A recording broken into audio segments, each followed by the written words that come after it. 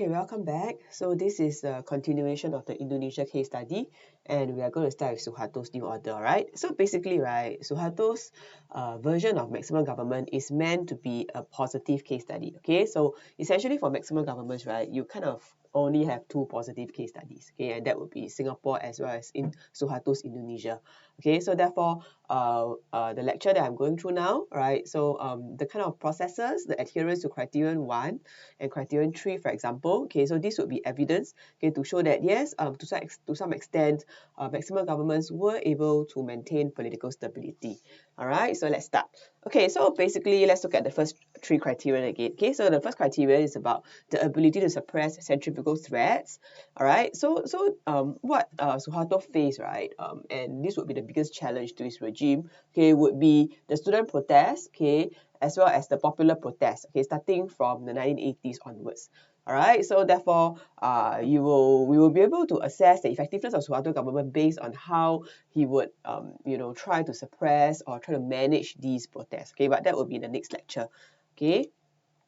Then after that, this is at least a focus of this lecture. Okay, so then after that, there's also criterion 2, okay, whereby we want to assess the effectiveness of Suharto's maximum government, okay, via their adherence, okay, to democratic forms and practices. Okay, so it is essentially a positive case study. Okay, so we don't really have a lot of like very positive case studies of maximum governments lah. So we will take what we can have, all right, and Suharto's new order is one such example. Okay, you will see that it is a positive case study because there are regular elections being held, okay, and political opposition was allowed, albeit with many restrictions, but at least there was some sharing of political space, okay. And also note that one way in which Suharto very cleverly, all right, tried to maintain political stability, okay, was through this idea of political passivity, okay, which was also another very important component of maximum government.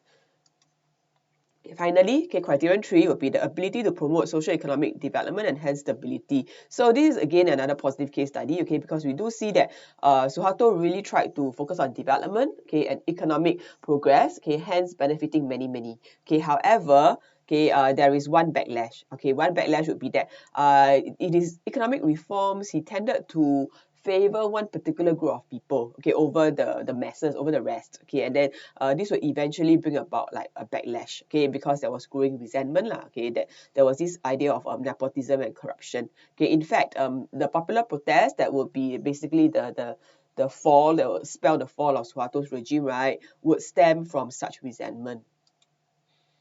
Okay, so let's start.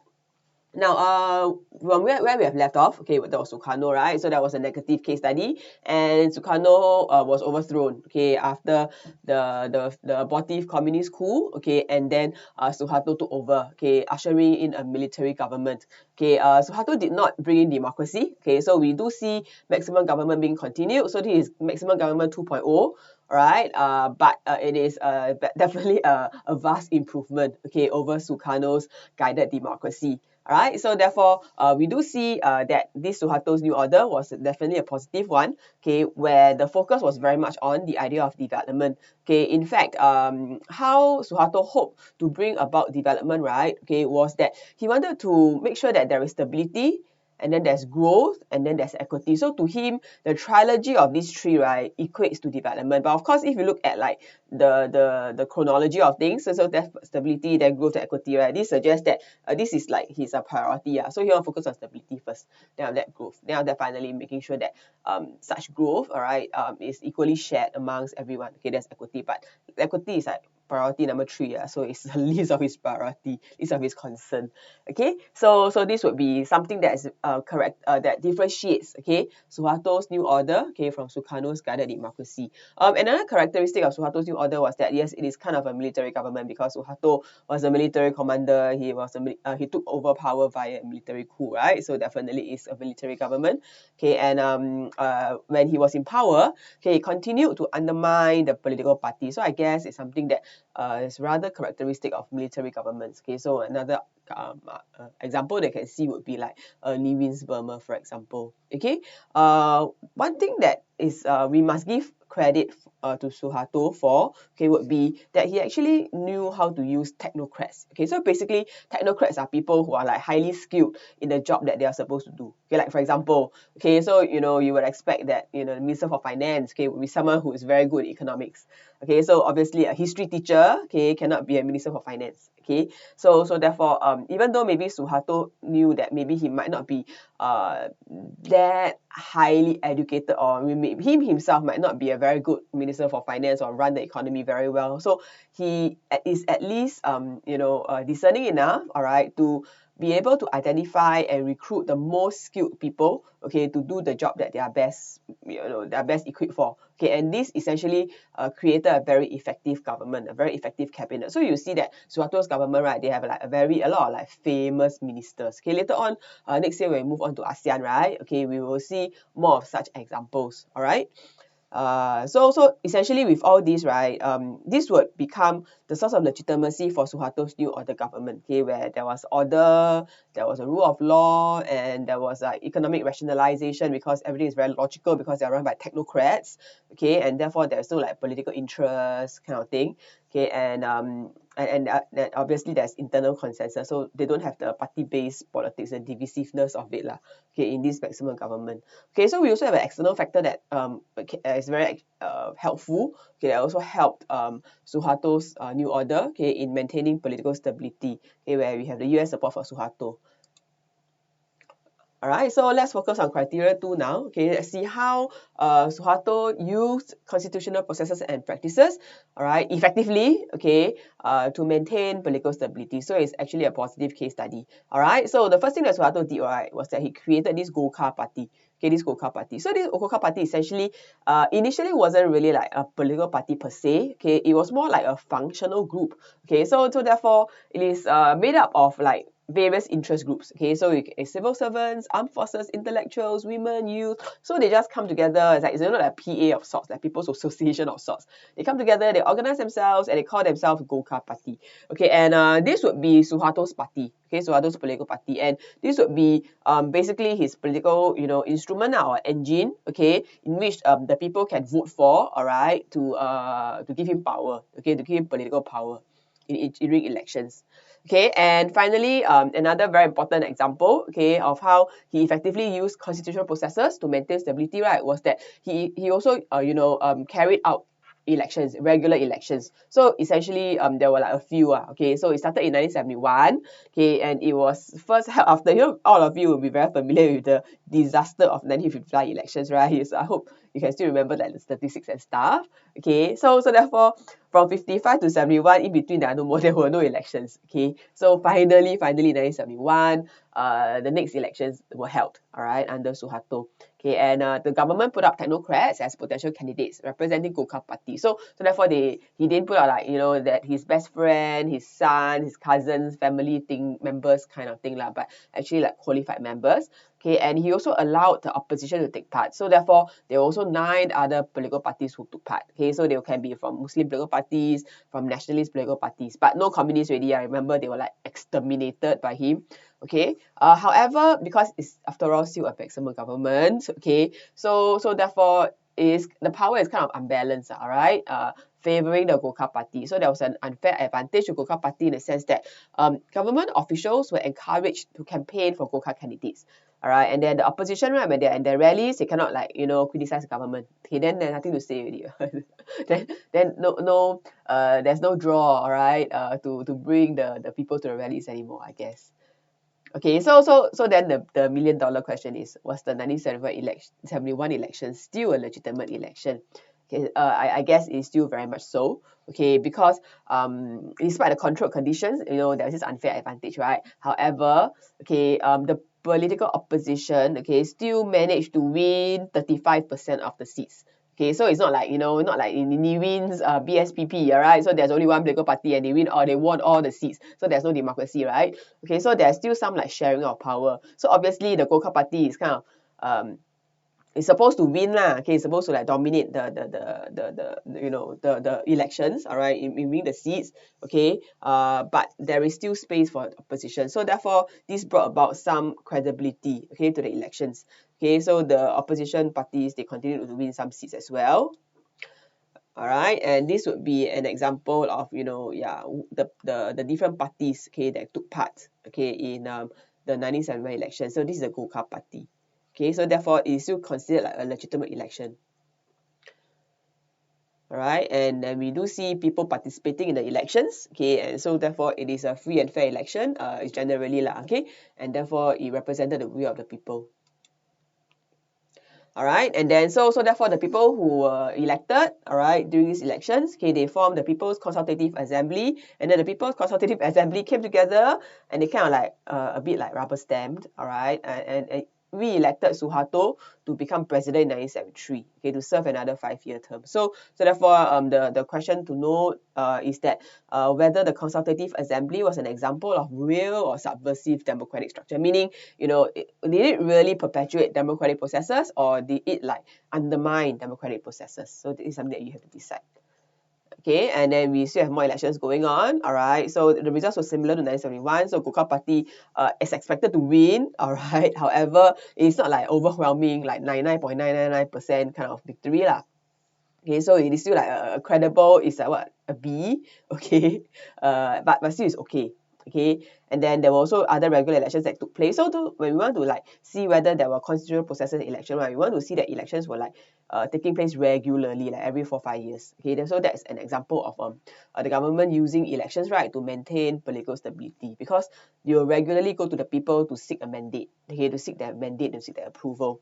All right, so therefore the army's authority, okay, this military government has been somewhat legitimized, okay, during this series of regular elections. So if you want to use it as your case study, right, you just have to remember like the dates lah. So there were 1971, 1977, 1982, 1987. So therefore we do see such regular elections, and the results were also similar. So it's not like a rigged election kind of thing. Okay, so that would be Suharto's adherence to criterion 2. Okay, so let's look at this newfangled thing that Suharto came up with. All right, this idea called political passivity. Okay, I guess Suharto really wanted to differentiate himself from Sukarno. All right, so this would be Sukarno's exciting foreign policy adventures. All right, when he was in power, okay, during guarded democracy period. So he launched Konfrontasi. He was a founding member of New Align movement.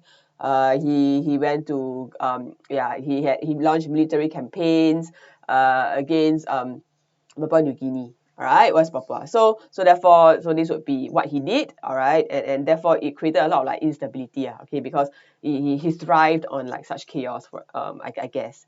Okay, however, okay, Suharto was very different. Okay, so he promoted this thing called political passivity, and I think it's something that Singaporeans are very familiar with. Okay, Singaporean being another positive example of maximum government. Okay, what does political passivity means? Okay, it means there is this attempt, okay, to reduce mobilization. So therefore, what Suharto did not want to do, all right, is to mobilize the masses, okay, to reduce mobilization, all right, and he did not want the people to be involved in political activism as well, all right. So therefore, basically, the people just go and study and work, okay, and so therefore, you are very passive, okay, when it comes to political matters. So that's political passivity.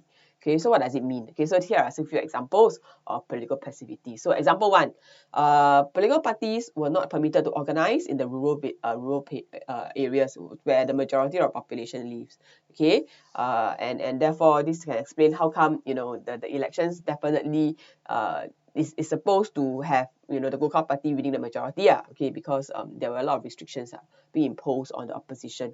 Okay, and then example 2, in the early 1980s, all right, remember earlier on there were 9 other political parties, right? Okay, in the 1980s, right, they were restructured into 2 groups. Okay, so one is a Muslim group, then the other one is the rest. Okay, so therefore the nationalists, the PNI, Nationalist Party of Indonesia, was forced to cooperate with the Christian parties, okay, under Indonesian Democratic Party. Okay, so therefore there are like two main so-called factions. Okay, however, what he did, right, was that he just created 2 factions, but within each faction, right, there were a lot of internal bickering, because the Muslim parties, right, some will be like more conservative, then some will be like more so-called modern. All right, so therefore the aims are the even the target audience are the whatever the mass support all different. Okay, how can they cooperate? Okay, so similarly, the, you know, Nationalist Party versus Christian parties, there are hardly any grounds for them to cooperate. Okay, so therefore this actually like kind of like weaken these political parties. Okay, so yeah. So you have to give credit for Suharto for this idea. Okay. Next example. All right. So in addition to like forcing them to merge, okay, Suharto also forced all political parties to declare their sole guiding principle as Pancasila. Pancasila is like the national ideology of Indonesia lah. Okay. So what happened was that the effect of this, right, was that it de-ideologized, all right, these political parties. Okay, especially those that might be based on religion, for example. So if you are like a Muslim political party, right, then after that, your main ideology is not the religion, okay, but Pancasila. Okay, so therefore it kind of defeats the purpose of why you have a political party or a Muslim or a Christian political party in the first place, right? Okay, so that's another very good idea. Okay, like trying to reduce their political activism. Okay, trying to take the teeth out of them. All right. Okay, so this would be the two very clever ways, okay, in which Suharto tried to maintain political stability via criterion 2. Okay, so now we move on to criterion 3, okay, which is trying to promote social economic stability. All right. So one way in which Suharto tried to do so, okay, would be in creating new bases of political support. So like trying to get more fans, all right, more supporters. Okay, so this is the background. Okay, so that's like external factor. Okay, you will learn about this in your IH next year when you learn about global economy. Okay, so there was increased foreign aid in the 1960s, and there were a lot of oil export revenue. So Indonesia is a OPEC member. Okay, so oil producing country. Okay, so there was an oil boom, and then basically they just earn a lot of petrodollars. Okay, and then as a result of that, all right, this greatly enhanced the financial muscle of the government. Okay, so therefore the state has become more richer and more powerful at the expense of other social forces. Okay, and so as a result, okay, Suharto then cultivated this business class, okay, and created this the reliance of this business class on them. Okay, so therefore the business class, especially the Indonesian Chinese, became dependent on the state. Okay, whereby there's this kind of like relationship going on, all right, whereby the state would like award monopolies or award contracts to these Indonesian Chinese businessmen, okay, and then they would be able to run such monopolies or have a lot of businesses, and they have generate a lot of money, okay, and then in turn the Indonesian Chinese businessmen would then use this money to also help to support the government and also the army. All right, so this collaboration work, the Zukong would refer to like the Indonesian Chinese lah. All right, so they supplied capital connections because they're the businessmen, right? So they got money, they got connections, but they have no political power. All right, which is exactly what Suharto intended. Okay, so Suharto had all the political power, and then basically the business class would like do all the running of the businesses and running of the economy for him, and then in return, all right, the businessmen were protected, okay, and therefore allowed to thrive, again given very conducive conditions to thrive. Okay, so these are some examples of Suharto's Indonesian Chinese businessmen friends who are all like billionaires. Okay. All right. At the same time, okay, so it's not just the Indonesian Chinese businessmen. Okay, Suharto also managed to win the support of the people. Okay, because of the ability of this new order government, right, to deliver economic and social stability. So this led to the growing of the middle class. Okay, as well as the growing of a thriving civil service. Okay, so the middle class prospered as a result of economic growth. Okay, and became a natural ally to the regime. Okay, and foreign policy direction also contributed to economic and social stability. Okay, because there was no like revolution, no chaos. All right. So what Suharto did was that he reversed, basically he just did the opposite of whatever Sukarno did. Okay, he reversed Sukarno's foreign policy, so he ended confrontasi. He built ties with Malaysia, became one of the founding members of ASEAN. He befriended the Western countries whom Sukarno hated and have a lot of distrust towards.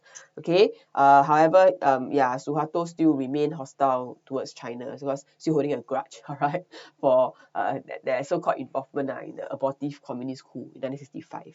Okay, however, Indonesia still did not abandon its membership in the non-aligned movement because I guess in terms of ideology, all right, in terms of the inclination, all right, in some part of Indonesian psyche, there was still this desire for them to remain non-aligned.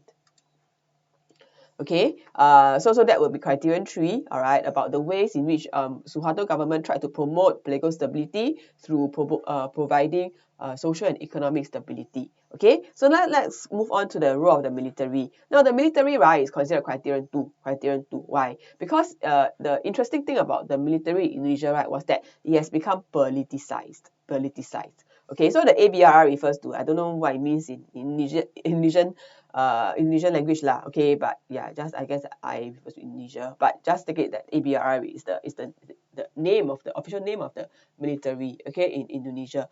Okay, so what happened was that this military, right, became a legitimate political participant. Okay, this represented a shift from Sukarno period, okay, where the military positioned itself as non-political, so just like support Sukarno to like suppress rebellions and stuff only. Okay, however, during Suharto's time, yeah, the military became politicized, all right, and became entangled in party politics. All right, so and then it's not just political involvement. All right, the military also assumed an economic role. Okay, so not just being MPs or whatever lah. Okay, but the military in Indonesia during Suharto's time, right, also became like managers.